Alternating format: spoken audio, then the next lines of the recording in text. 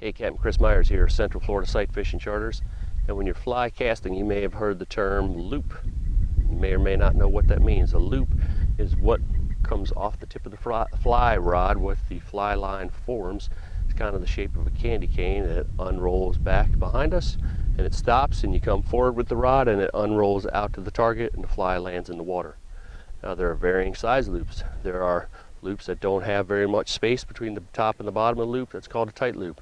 There are loops that have a lot more space, and then there's kind of a, not even called a loop, as the line just goes back and forth. It doesn't have any loop shape at all. So I'm going to show you real quick what a cast should look like. A small loop, a bigger loop, and then no loop. And you can see the aerodynamic efficiency of all those, and imagine what happens when you add in some wind, or if you want to achieve some distance, which one's going to work better. So take a look at this cast and videotape yourself, take a look at your cast, see how the two compare. And then you can go on and check out some of my other videos and find out what might be causing problems if your cast is not working like you would like it to. So today, right now, I have a pretty good wind blowing from my back. I'm going to be facing down this way casting.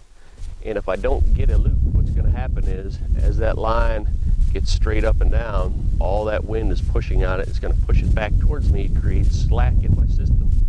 Slack in my system means I have to move my rod a long way doing nothing but picking up slack and not actually casting.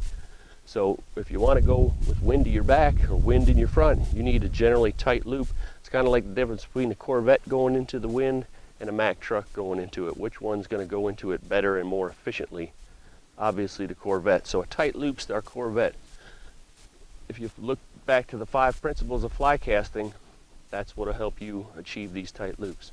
So we come up and back in front, and you can see the loop that's formed off of here.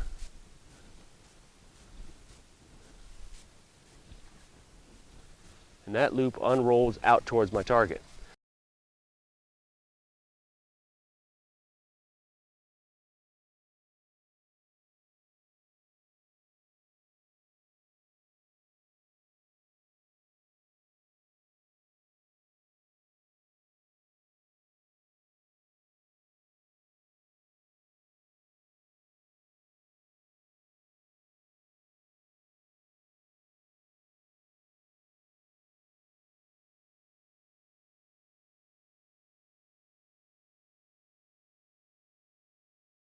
Now, the more I begin to bend my wrist and the less that I go in a straight line, the bigger that loop will become. So I can start off with a nice tight loop.